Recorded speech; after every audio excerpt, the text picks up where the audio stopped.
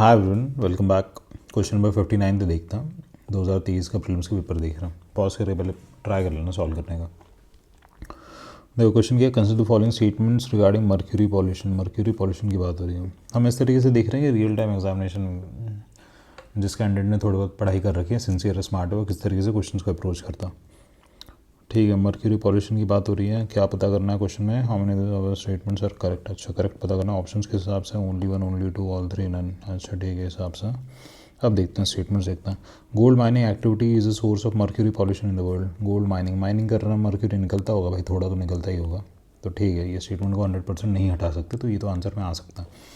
आगे, coal based thermal power plants causes mercury pollution. ठीक है, थर्मल पावर प्लांट मर्क्यूरी कहीं ना कहीं से तो निकलता ही होगा।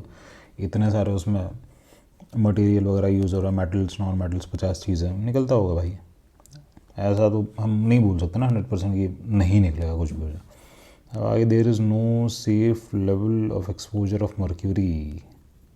ठीक है, ये देखो, ये बनाया बढ़िया स्टेटमेंट इन्होंने। अब there is no safe level, अब अगर उस तरीके से जाओ ना जो तुक्केबाजी चलती है, तुक्केबाजी में क्या कहते हैं कि एक्सट्रीम स्टेटमेंट मिल गया, उसको सीधे काट दो, तो वो तो हमेशा गलत होगा। तो ये सब नोटिंग ना हमें पेपर में नहीं करनी है। पेपर में जो क्वेश्चंस जो हम सॉल्व करेंगे ना, वो हम हमारे नॉलेज के बेसिस पे करेंगे, नॉलेज के बेसिस पे। और जो क्वेश्चन सॉल्विंग एप्टीट्यूड होता है, नॉलेज आ गया, नॉलेज अगर आपके पास है तो समझ आ जाता है कि अच्छा कौन सी स्टेटमेंट सही है, कौन सी गलत है, थोड़ा आइडिया लग जाता है। उसके बाद उन क्वेश्चंस को एक्चुअल में कैसे सॉल्व करना है, मतलब करेक्ट आंसर पे लाना है, वो क्वेश्चंस को सॉल्व करते करते हो जाता है, प्रैक्टिस से होता है।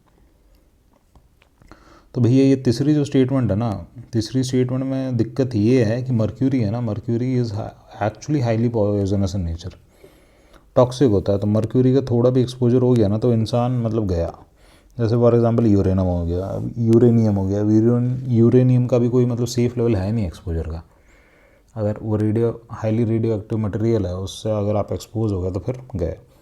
जैसे कार्बन मोनोऑक्साइड है, कार्बन मोनोऑक्साइड का भी कोई सेफ लेवल तो है नहीं, समझ रहे हो इस तरीके से। तो इसलिए ना ये स्टेटमेंट सही है। This statement is extreme but still this statement is true. अगर स्टेटमेंट लिखी होती फॉर एग्जाम्पल कि प्लांट्स फोटोसिंथेसिस करते, तो हाँ भाई प्लांट फोटोसिंथेसिस करते हैं, दिस इज़ अ फैक्ट, उस तरीके से।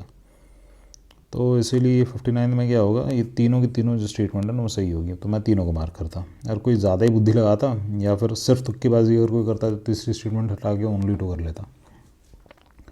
तो ये question, this was relatively easier, but हाँ question are conceptual in nature, not nation. तो एंड करते हैं इस वाले क्वेश्चन को भी, मिलते हैं नेक्स्ट क्वेश्चन पर।